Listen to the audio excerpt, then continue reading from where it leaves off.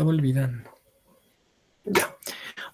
Vamos a ver el otro temita. Si doctores no tienen preguntitas, ¿verdad? Recuérdense siempre la semana número 26 y 28. No se equivoquen. Eso no se equivoque. Siempre les agarran ahí. Ya. Vamos con los estados hipertensivos del embarazo. La cerecita del pastel es la fisiopatología. Es lo más importante. Y si ustedes defienden simplemente la fisiopatología de este tema, ya saben todo. Solamente es la fisiopatología. Nada más. Pero como siempre hay preguntitas de más, vamos a explicar como un tema, ¿no? Vamos a explicarlo, doctores. Prácticamente son estados hipertensivos del embarazo. Prácticamente son condiciones donde la presión arterial va a estar elevada, ¿no? Durante todo el proceso del embarazo y puede afectar tanto a la madre como al feto. Estas situaciones requieren monitoreo exclusivo, ¿no? De esa manera. Entre la clasificación de estados hipertensivos vamos a tener 4 o 5, 4, en las cuales vamos a tener la hipertensión arterial crónica, ya. Eso quiere decir que va a ser antes del embarazo, por eso se diagnostica antes del embarazo. Bueno, la paciente ya lleva ese diagnóstico y se embaraza. Eso es otra cosa, ¿no? Puede tener cifras elevadas de la presión arterial y más que todo, la cronicidad siempre viene con lo que es en el examen de orina proteinuria. ¿Ya? Puede o no salir. Es dependiendo a la cronicidad, ¿no? Vamos a lo que es la hipertensión arterial crónica con preeclampsia sobreagregada. Estas definiciones quiero que esté bien realizado en lo que es su resumen, ¿ya? Y bien aprendido y memorizado, ya que de aquí les agarran. Se confunden. Una hipertensión crónica con preeclampsia sobreagregada, doctores, vamos a tener que el diagnóstico de la hipertensión arterial crónica previa al embarazo, entonces antes del embarazo, pero se va a desarrollar una proteinuria, escuchen, no antes, aquí es antes, aquí es después de la semana 20 de gestación. Esa es la diferencia. Luego todo es lo mismo, ¿ya? La preeclampsia, al contrario, va a ser una hipertensión inducida por el embarazo. ¿A partir de cuánto? Después de la semana número 20. Y en el examen general de orina vamos a tener proteinuria de 300 miligramos. ¿Sí? Pongan atención aquí, miligramos. En orina de 24 horas, ¿no?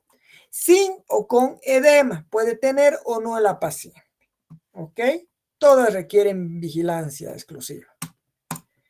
Vamos al cuarto punto. Prácticamente es la hipertensión gestacional transitoria. ¿Qué me dice? Transitoria. Esta es la que menos responden en los grados. Cuando indica transitoria, quiere decir que aparece después de las 20 semanas y cuando nace el producto puede ser inmediato o a las 12 horas lo que desaparece esta hipertensión. Digo, a las 12 semanas lo que desaparece la hipertensión. Entonces tiene un tiempo ya de lo que ha salido ya del puerperio a las 12 semanas del puerperio para desaparecer.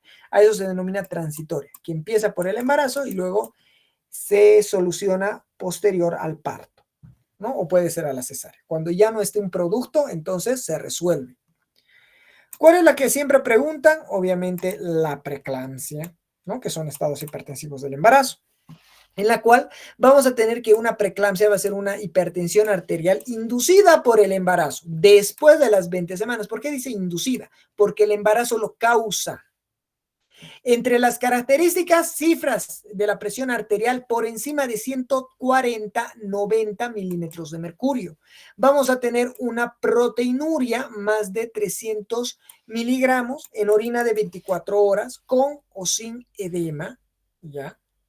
Y prácticamente, ¿en dónde va a ser este edema? En las manos y en los pies. Obviamente más en miembros inferiores, ¿no?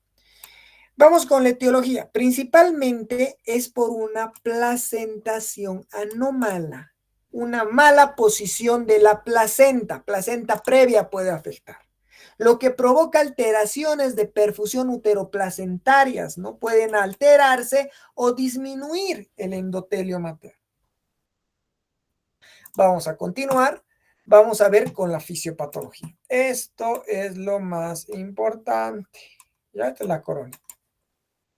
Esto me lo van a hacer con rojo. ¿Ya? Esto es muy importante, es una pregunta salvagrado. Si dan mal su grado, esto le salva. ¿Ya? Lo voy a explicar para que lo entiendan. Tómenle una fotito y luego lo van a asimilar. ¿Ya? Todo va a empezar donde, bueno, a partir de las 20 semanas de gestación, bueno, va a ocurrir lo que se lo conoce como la segunda oleada migratoria del trofoblasto. Entonces, prácticamente los trofoblastos van a venir, ¿dónde? Prácticamente a las arterias espiriladas. Ahí está una arteria espirilada. La arteria espirilada va a tener una capa muscular elástica, ¿ya? El trofoblasto viene por las arterias espiriladas y se lo fagocita esta capa muscular elástica. ¿Están entendiendo, verdad? Se lo va a fagocitar, lo va a desaparecer. Entonces, cuando mejora la perfusión uteroplacentaria, mejora es que se eleva. La arteria espirilada tiene esa capacidad de expandirse hasta 3 veces su tamaño. Eso quiere decir que a mayor diámetro baja la presión arterial. Ojo, ¿ok? Ahora, ¿cuándo ocurre la preeclampsia? Es fácil.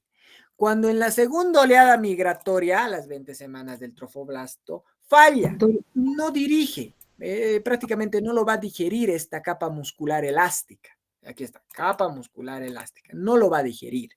Eso quiere decir que cuando aumente de manera espontánea, no la perfusión uteroplacentaria, ya, va a aumentar la presión arterial en el paciente. Así de fácil. Y aquí les pueden meter preguntas de medicina interna, lo que es hipertensión arterial, sí. Y les van a preguntar, ¿cuál es la fórmula de la presión arterial? La presión arterial es la fórmula, el gasto cardíaco por la resistencia vascular periférica. Gracias a eso tengo la presión arterial. Entonces les van a hacer preguntas como, ¿qué es el gasto cardíaco? El gasto cardíaco es el volumen eyectado, bueno, es todo el volumen de sangre eyectado por la aorta en 1 minuto. Eso es el gasto cardíaco. ¿Qué es la resistencia vascular periférica? La resistencia vascular periférica, su mismo nombre, la resistencia que ofrece los vasos al paso de sangre, lo pueden indicar. ¿Ya? Y hemos dicho volumen total, ¿verdad? En gasto cardíaco. ¿Y qué es la volemia? La volemia es el volumen total de sangre. Punto. Ahí lo indican todo. Entonces ya saben por qué va a pasar. Ahora, en muchos libros lo describen que si prácticamente no se va a fagocitar esta capa muscular elástica, ya por los trofoblastos, va a suceder lo que es una vasodilatación. Realmente la vasodilatación no ocurre. Lo que ocurre es la va a aumentar la presión, ¿no? De prácticamente la perfusión uteroplacentaria, y al aumentar aumenta la presión arterial, ya que el diámetro no aumenta ni reduce, entonces se va aumentando de manera progresiva. Ok, en otro libro leí que prácticamente él realizaba vasoconstricción. No realiza vasoconstricción. Simplemente no crece ni decrece, pero aumenta el flujo de sangre, entonces aumenta la presión arterial. De esa manera. ¿Sí? ¿Han entendido esa parte? Así de facilito es. Ya solamente tienen que saber segunda oleada del trofoblasto y la arteria espirilada y la capa muscular elástica. Nada más. Y dependiendo de eso ya lo van formando. Vamos a continuar. Aquí había estado el gasto cardíaco, la resistencia vascular periférica, eso es lo que les indiqué de una forma cómoda y rápida, ¿verdad? Vamos con lo que es la presión arterial. ¿Qué va a ser la presión arterial? Es la fuerza que ejerce la sangre con las paredes de las arterias. El gasto cardíaco, la cantidad de sangre que expulsa el corazón en 1 minuto. Otra pregunta, me acabo de acordar. Toda la sangre eyectada por la aorta en 1 minuto, ¿ya? Eso es lo que es el gasto cardíaco. ¿Qué patologías pueden favorecer o desfavorecer este gasto cardíaco? ¿Alguien sabe? Prácticamente sería enfermedades endócrinas como hipertiroidismo, menos de 1 minuto ya va a ser toda la volemia, ¿cierto o falso? Cierto. Hipotiroidismo, más de 1 minuto y va a seguir con la volemia. ¿Se dan cuenta? Entonces esa pregunta puede entrar. Y la resistencia vascular periférica, obviamente la resistencia que ofrecen los vasos sanguíneos con el paso de sangre, ¿no? En lo que es la interpretación, si aumenta el gasto cardíaco, aumenta la presión arterial. Si aumenta la resistencia vascular periférica, aumenta la presión arterial, ¿no? Estos dos variantes, tanto la frecuencia cardíaca como la resistencia vascular periférica, en conformación realiza lo que es la presión arterial. Si estos dos disminuyen, disminuye la presión arterial. Si estos dos aumentan, aumenta la presión arterial. ¿Ok?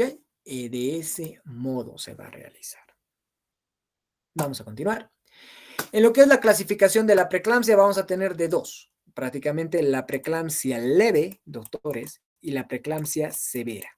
En lo que es la preeclampsia leve, prácticamente vamos a tener signos tensionales inducidas por el embarazo, bueno, prácticamente de 140 a 90 milímetros de mercurio, después de las 20 semanas, con proteinuria de 300 miligramos. Aquí lo arreglaron. Por eso les decía que se fijen esta parte de proteinuria, ya en 24 horas.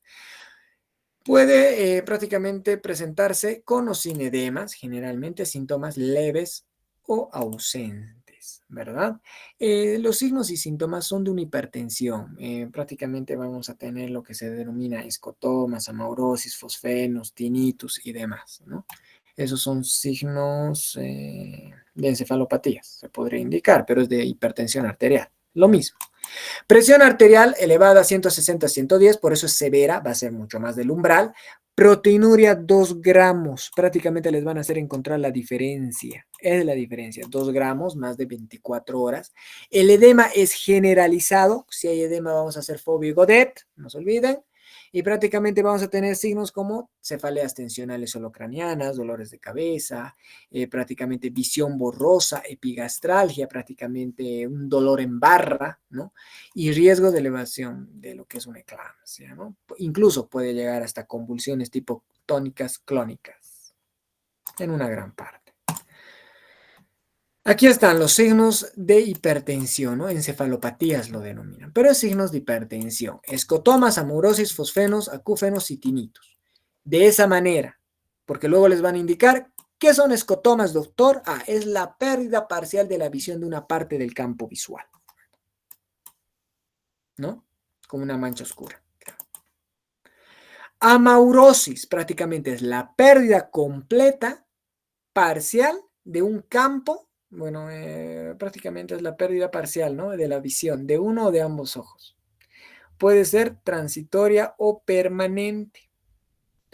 Fosfenos, prácticamente es el destello de luz, ¿no? Algo luminoso en el campo visual. Acúfenos, doctores.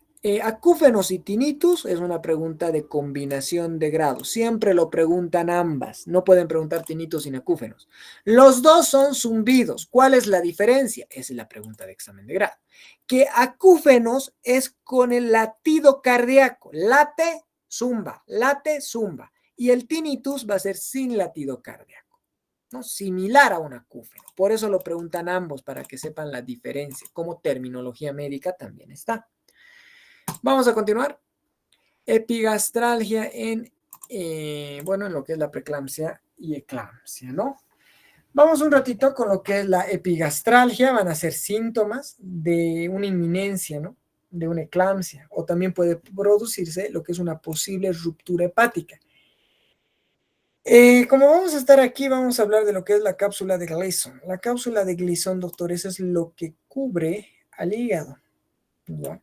Esta cápsula puede prácticamente romperse y nos puede producir una epigastralgia. ¿Y por qué se puede romper esta cápsula de Gleason? Prácticamente porque tenemos signos tensionales elevados. Puede haber una ruptura.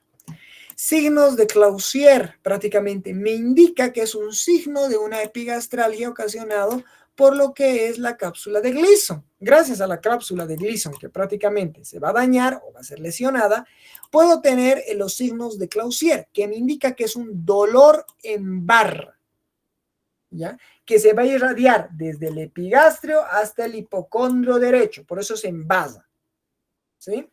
Causa distensión de la cápsula de Gleason. ¿ya? Por una congestión o hemorragia hepática, puede. Y además se asocia al síndrome de HELP. Y como hablamos de síndrome de HELP, preguntan cuáles son, bueno, define el síndrome de HELP o qué es síndrome de HELP. Prácticamente H es de hemólisis, EL es de elevación hepática, ¿no? Y LP o PL prácticamente es de plaquetas, plaquetopenia, disminuido o trombocitopenia, que es lo mismo. ¿Ok? De ese modo. Solamente tienen que nombrar las 3 características del síndrome de HELP. Siempre se ha hecho eso en los grados. La pregunta que sea se refiere a eso siempre. A veces otros doctores no se hacen entender esta parte, pero lo único que quieren saber es prácticamente cuáles son las características de un síndrome de HELP, ¿no? Que serían hemólisis, elevación de las enzimas y plaquetopenia. Vamos a lo que es la clasificación de la preeclampsia. En lo que es la clasificación de la preeclampsia, doctores, vamos a tener la preeclampsia típica y la atípica. ¿Ok? Ahora, un poquito vamos a hablar de una hipertensión. Cuando una persona, bueno, algo normal es de 120 a 80, ¿no? Supuestamente es normal. ¿Ya? Cuando una persona, 120, por si acaso no es 180, se parece a 180. Ya. Cuando una persona tiene hipertensión arterial y sube de manera crónica, bueno, crónica es con tiempo, ¿ya? Prácticamente no desarrolla daño en órgano blanco. O prácticamente los órganos se están dañando progresivamente, pero con el tiempo. Tenemos tiempo. Cuando la hipertensión arterial va de golpe, ya, prácticamente sube de golpe, por eso es atípico. Atípico es que suba de golpe y típico es que suba progresiva. Ahí ya lo van entendiendo, ¿no? Cuando sube de golpe, ¿qué va a pasar? Ocasiona daño en órgano blanco, riñón, corazón, cerebro. Entonces, la atípica sería que suba excesiva. Ahora yo les pregunto, ¿cómo podemos bajar la hipertensión arterial? ¿De una rápido o lo bajamos progresivo? Siempre lo vamos a bajar progresivo, poco a poco, nunca de golpe. Pero doctor, estamos utilizando antihipertensivos, ¿ya? Estamos utilizando antihipertensivos. ¿Cómo podemos utilizar los antihipertensivos? ¿Cuántos miligramos de mercurio va a poder bajar un antihipertensivo? Pregunta de examen de grado.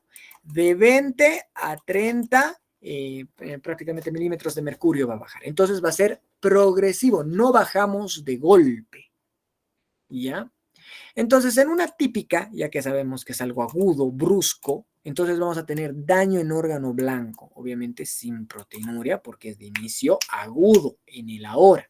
Podemos tener SET. ¿Qué es SET? Prácticamente cefaleas, es un mnemotécnico, E de escotomas y D de dolor abdominal. ¿Dónde? En el hipocondrio derecho y epigastrio, pregunta de examen de grado de lo que es SET, ¿no? Que es típico en lo que es la preeclampsia atípica.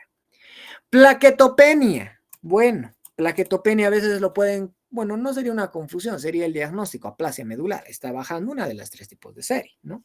Tener plaquetas menos de 100,000. Creatina. Bueno, perfil renal. Creatina y urea se estudia. Pero en este caso vamos a pedir creatina. Va a estar elevada. ¿Cuántos son los valores normales de creatinina? De 0,8 a 1,2 miligramos de cilindro. Pregunta de examen de grado. Si tenemos más de uno, ¿qué hacen? La conducta es que el paciente tome agua. Agua no es lo mismo que refresquito, Coca-Colita, Pepa, no. Agua. H2O tiene que tomar. Eso es vida para lo que es el nivel renal, ¿no? Puede tener prácticamente como eclampsias, ¿no? Convulsiones de contextos de preeclampsias también. Edemas agudos de pulmón puede lesionar. Vamos a ver borramiento. Prácticamente un pulmón húmedo, dependiendo, ¿no? Dónde va a dañar el pulmón. Elevación de las transaminasas puede ser. Vamos a tener AST, ALT. ¿Cuál es la más fidedigna? GOT y GPT. La más fidedigna es la ALT, es la alaminoaminotransferasa, ¿verdad? De más de 70 unidades litro, daño a nivel hepático. También vamos a tener, nos va a indicar, el más fidedigno siempre es la ALT, pregunta de examen de grado. ¿Ok? Y en preeclampsia arterial severa elevada, bueno, vamos a tener por encima de 160, 110 milímetros de mercurio. Entonces debemos de bajar de manera progresiva. ¿Con qué lo vamos a bajar? Bueno, en la siguiente diapositiva está. Vamos a seguir con la clínica, ¿ya? ¿Cómo lo voy a diagnosticar, doctores? Prácticamente lo voy a diagnosticar con la clínica, laboratorios y si es necesario estudios de imagen, porque puede o no producir clínica en los pulmones o tal vez una clínica en algún tipo de órgano que debe ser evaluado con imagen. La clínica ya sabe, ¿no? Prácticamente son los síntomas de encefalopatías como escotomas, amaurosis y demás, ¿no? Un recordatorio. Vamos a tener prácticamente hemograma completo. En lo que es el hemograma completo, vamos a tener lo que es las tres tipos de serie roja, serie blanca, plaquetas, vamos a tener la hemoglobina, prácticamente vamos a tener algún tipo de desviamiento, si es izquierda, derecha, bacteriana, viral, ¿no? La serie roja, blanca, plaquetas, plaquetopenia, ¿no? Ahí vamos a tener un aviso. Enzimas hepáticas como el AST, GOT, ALP y GOT. ¿Cuál es la más fidedigna? Siempre la ALT, es la más fidedigna. Examen general de orina en busca de ¿qué? Obviamente proteinuria para ver si es de larga data o no, ¿verdad? Vamos a ver si hay proteinurias o no. Perfil renal, urea y crea. Urea de 11,40 miligramos decilitro, valores normales, y creatinina de 0,8 a 1,2 miligramos decilitro. Coagulograma, TP y NR podemos pedir. TP de 13 a 15 segundos, también hay de 11 a 13 en algunos centros, si lo confirme, y en otros es de 30 a 35. ¿Por qué varía el TP? Porque es de acuerdo al reactivo utilizado. No solamente hay una corporación, doctores, hay Sanat, Inti, AstraZeneca, Sinopharm. Hay demasiadas corporaciones y los centros médicos, bueno, en una mayoría, el SUS sí trabaja con uno, bueno, por un tiempo, luego compra otro, entonces va cambiando el tiempo, ¿no? El tiempo de trombo. Pero por eso siempre en el lado derecho de lo que son los resultados tenemos los valores normales para que no haya confusión. Estudios de imagen. Puedo pedir una ecografía Doppler para evaluar la perfusión uteroplacentaria, un punto muy importante, ¿no? La ecografía. La ecografía me va a servir para diagnosticar estructura y funcionalidad. Y Doppler, ¿qué es Doppler? Vascular. ¿Ok? Vascular. También vamos a tener la restricción del crecimiento intrauterino, ¿ya? RSIU, ¿no? Por crecimiento intrauterino. También le podemos sacar unas radiografías de tórax para ver el daño de pulmón, ¿no? Si es que va a haber o no hay signos de edema agudo de pulmón, ¿sí? Pero siempre y cuando tenga clínica, doctores. Si no tiene tos o dificultad respiratoria, no se pide. A la auscultación tiene que tener algo de clínica para yo poder evaluarla. No por lo que tiene la patología tengo que evaluar sin clínica. Siempre se pide la clínica. El único excepto, que es pregunta de examen de grado, doctores, es cuando el paciente tiene CA de cáncer. ¿Ya? Cuando el paciente tiene cualquier tipo de cáncer, tenga o no tenga clínica, anótense con rojo, que es pregunta de examen de grado, rayos X de tórax PA. ¿Por qué? Porque el tórax, bueno, los pulmones es el órgano donde se realiza metástasis. Es por eso que se va a pedir prácticamente pruebas, estudios imagenológicos, tenga o no tenga clínica. Es el excepto a todo. Luego, las demás patologías, siempre y cuando tengan clínica, realizan laboratorios. Si tiene clínica, realizan los laboratorios. Ok, de esa manera. Luego vamos a tener consideraciones clínicas como la presión arterial, se debe de tomar en ambos brazos, obviamente en una paciente embarazada, brazo derecho, brazo izquierdo, y debe haber una diferencial de menos o 10 milímetros de mercurio, ¿verdad? Eso me indica de que está bien. Los antecedentes de seguimiento, bueno, toda mujer embarazada que tenga antecedentes de preeclampsia en embarazos anteriores se deben de tomar su ecodoppler a las 16 semanas. Pregunta de examen de grado. ¿Por qué? Porque vamos a evaluar la resistencia de las arterias uterinas. Doppler es vascular, doctores. Ecografía es estructura y funcionalidad. Cuando digo Doppler, vascular, no se olvide, ¿ok? No se olviden esa partecita. Vamos a lo que es el tratamiento. En lo que es el tratamiento de estados hipertensivos, le podemos dar lo que es la aspirina, el ácido salicílico, un AINI, las 4 A's, preguntas de exámenes de grado, ¿no? Que siempre se los he mencionado. La dosificación de 75 a 100 miligramos vía oral una vez al día. ¿Para qué? Prácticamente es preferible hasta una semana antes de, bueno, se puede comenzar, ¿no? Desde las 16 semanas, hasta una semana antes del parto. ¿Por qué? Porque prácticamente el AINE, bueno, la aspirina, en realidad, más la aspirina, tiene un factor muy amplio de antiagregante plaquetario. Y si la madre no va a coagular, entonces en una cesárea o en un parto natural puede perder más de la sangre. Bueno, no vamos a poder controlarlo muy a menudamente, ¿no? Y se puede complicar y la madre puede tener incluso hasta shock hemorrágicos, bueno, shock hipovolémicos, muerte por la pérdida de sangre, una hemorragia que no vamos a poder controlar. Por eso hasta una semana antes del parto se va a dar, ¿no? En inicio, desde la semana número 16. Bueno, prácticamente es desde que lo pillan la patología, entonces recién lo van a dar. ¿Por qué 16? Porque en una gran parte en esta semana es la que empieza.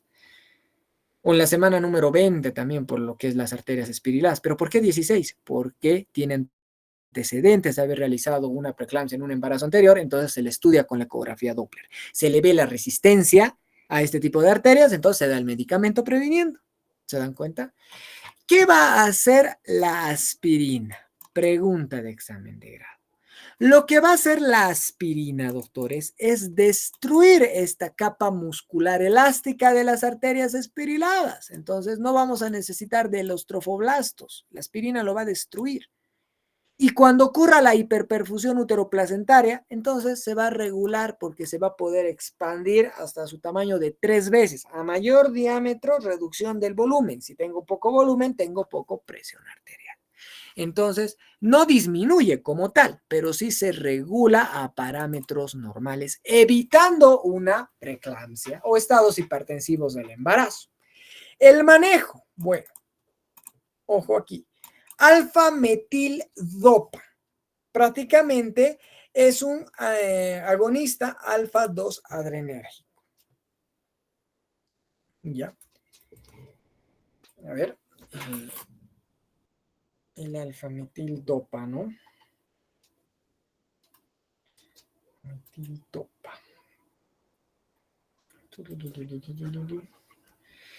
Ya, prácticamente el alfa-metil-dopa es un antihipertensivo también usado, ¿no? Va a bajar lo que es la presión arterial.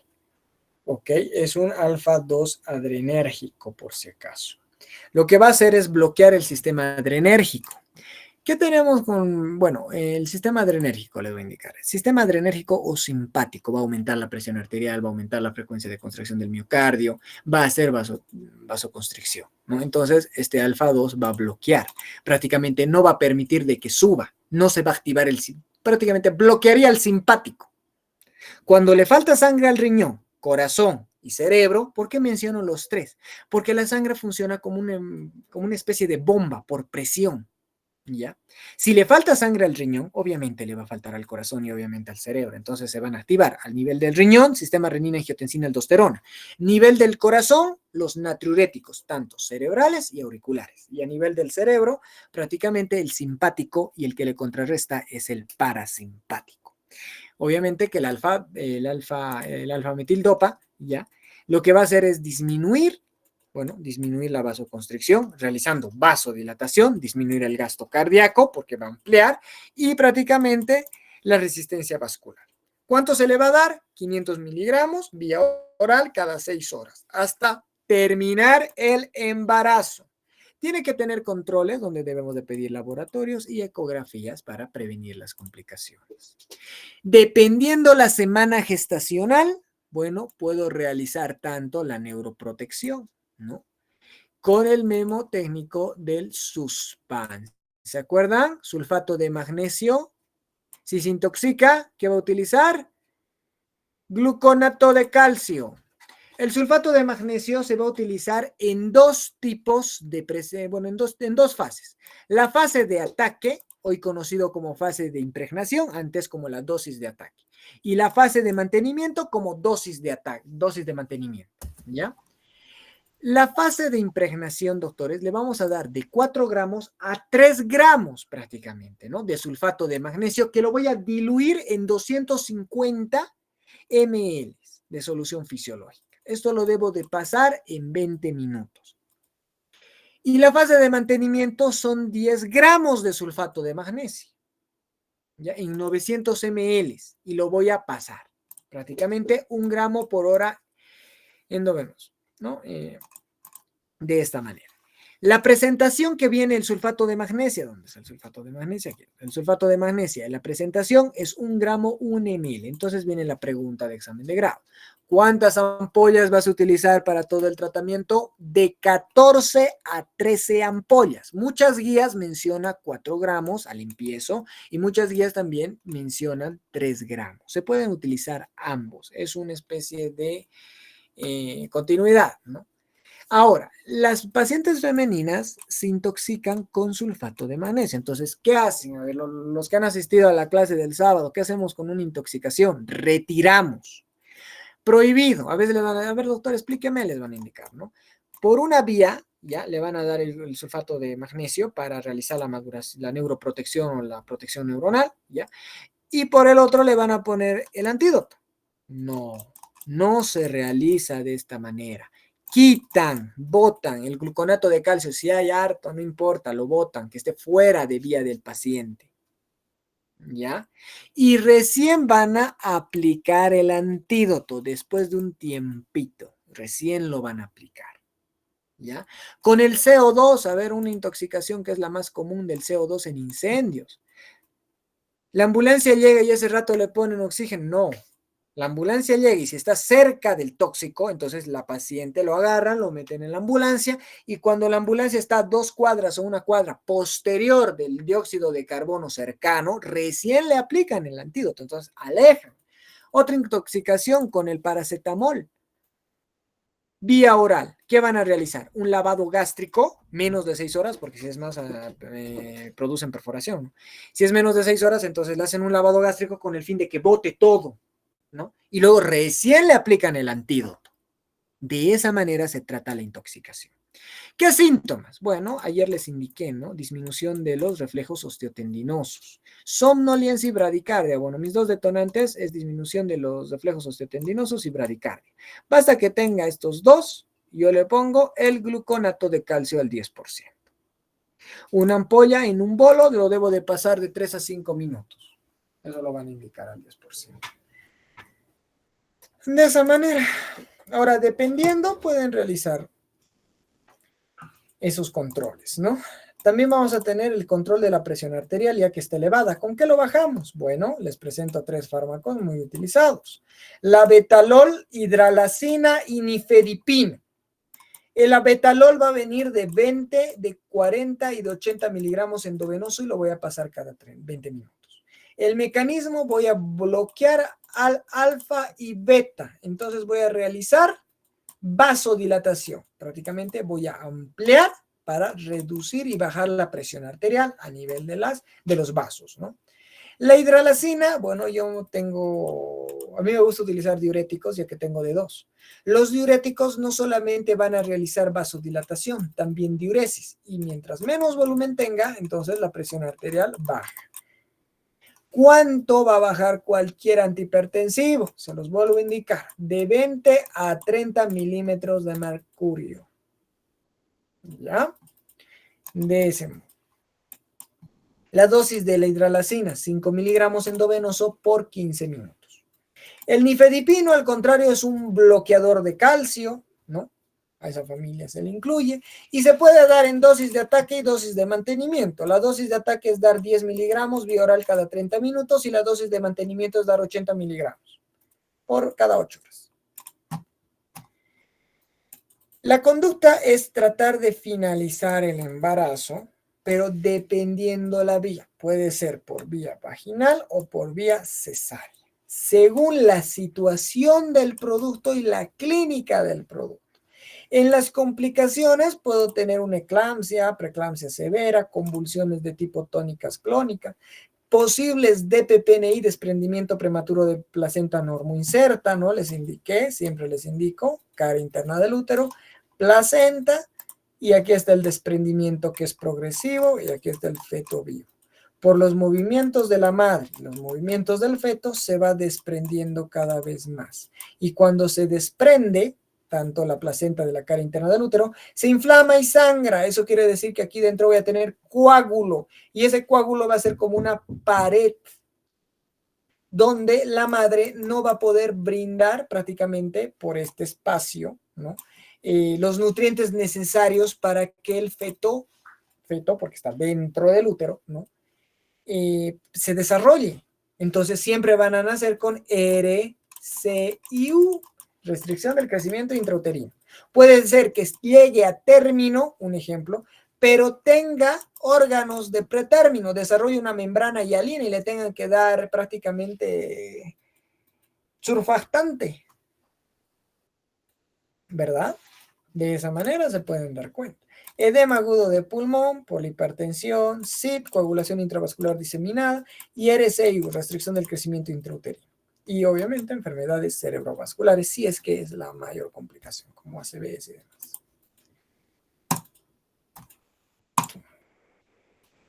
Eso sería, doctores, el temita de hipertensión arterial. Digo, en estados hipertensivos del embarazo. Hipertensión arterial. ¿Preguntas, doctores?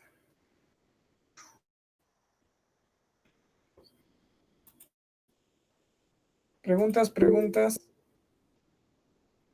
Sí, doctor, ¿puede preguntar?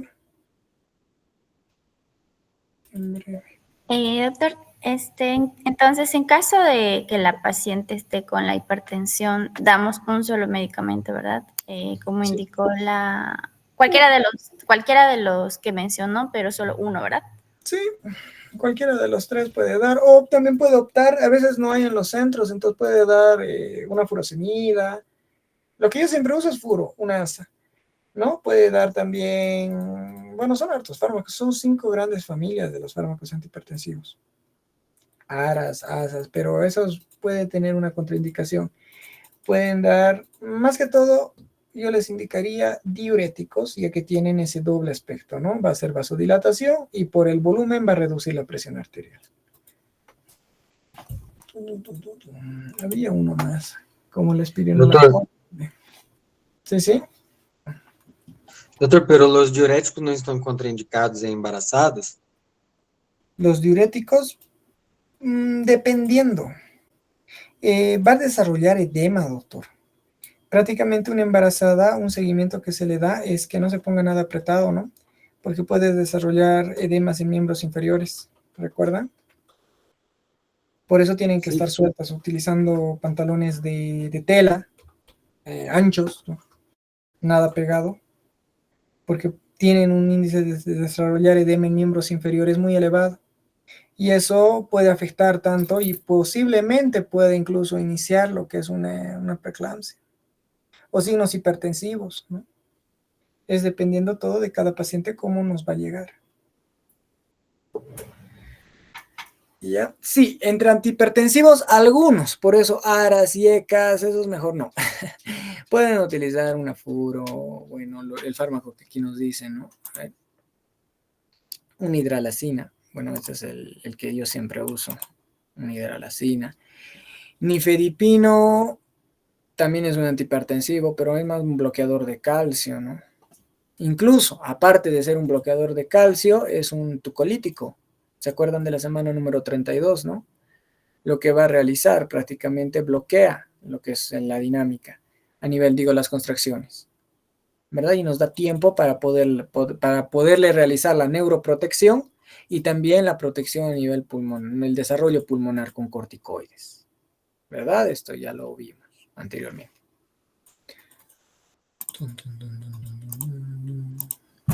¿Algunas preguntas, doctores?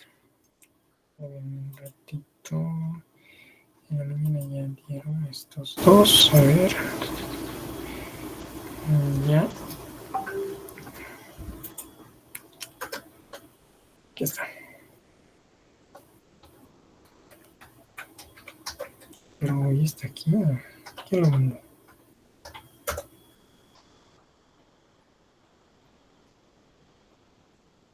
Me equivoqué al mandar. Ah, ya. Ahora sí. Doctor, yo tengo una duda referente al ácido acetil salicílico. ¿La aspirina? Ajá. ¿No es un fármaco teratogénico para el feto? ¿La aspirina? Sí.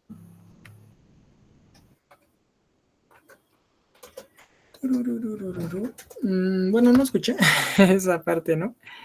Bueno, no, se puede administrar tranquilamente la aspirina.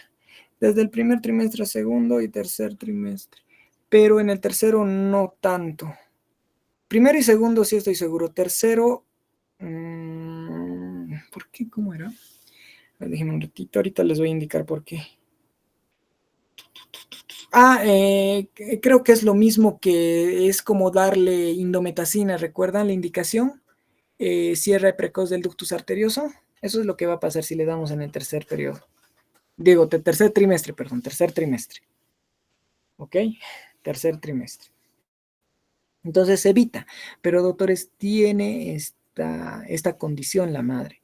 En este caso es uno por otro, ¿no? No todos los fármacos van a solucionar, siempre dañan. Entonces tienen que decidir. Si no le van a dar la aspirina, doctores, a la pacientita, prácticamente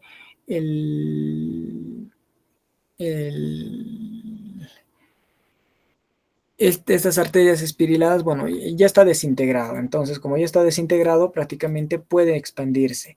El primero sí se da, el segundo trimestre también. Pero, como dijo la doctora, en un tercer trimestre hay indicaciones y hay estudios que nos indican de que no se debería de dar porque cierra ¿qué era lo que cerraba? Se me fue ahorita, ya les dije. Prácticamente el cierre prematuro del ductus arterioso, ¿verdad? Es como utilizar nifedipino a las 32 semanas. ¿Se dan cuenta? Entonces, pueden utilizar el otro fármaco. ¿Sí? ¿Preguntas? Doctores.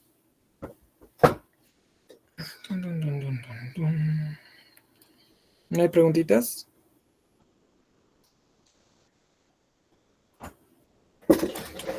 Va a disculpar, yo tengo una duda más. ¿Ya? Al método SUSPA que lo mencionó, Ya. dijo usted que podríamos usar hasta 12 o 13 ampollas, ¿verdad? Pero si la paciente representa ¿cómo mencionó? Toxicidad, ¿cierto? Sí.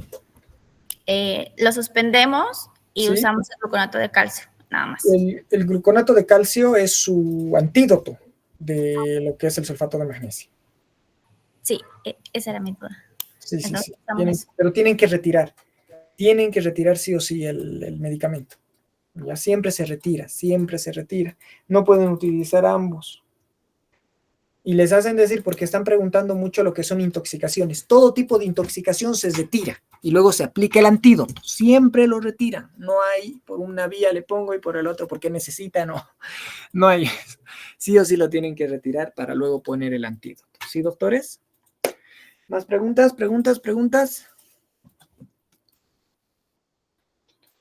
¿No hay preguntitas, doctores? Y hoy día me tienen que defender historias clínicas. Y mañana hay un grado.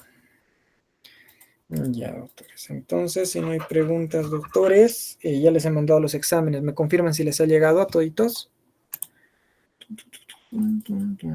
¿Les ha llegado a toditos, doctores?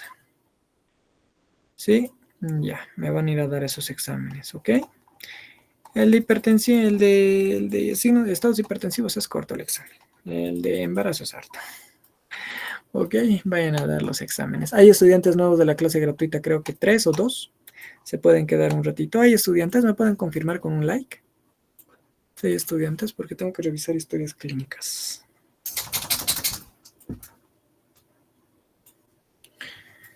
¿No hay estudiantes, doctores, de la clase gratuita? ¿Sí hay? Ya, entonces quédense un ratito. Los demás estudiantes prácticamente vayan a dar el examen, ¿ok? Y denme un ratito, ahorita le voy a llamar a la doctora para que mande el material de una vez. Les debo el material, todo el material, ¿no? De lo que es gineco. Ahorita les voy a mandar.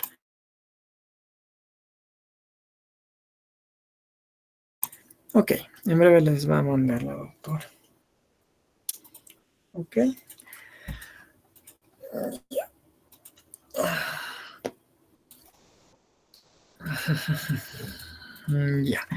Voy a empezar con la explicación para los nuevitos, doctores.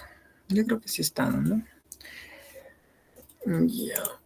A ver, ¿con qué presentación les indico? Pueden ver mi pantalla, ¿no? Aún. Ya. Primeramente les voy a pasar mi personal. Mi personal es 400, 133, 71, 400, 133. Este es mi personal. Algunos me hablaron por el personal, otros directamente por la página, otros por recomendación. Oye, ya era por recomendación, creo, ¿verdad? Ya, de esta manera es como damos los temas, doctores. Estas nuevas presentaciones. ¿Por qué? Hice actualizar mi Word y prácticamente se me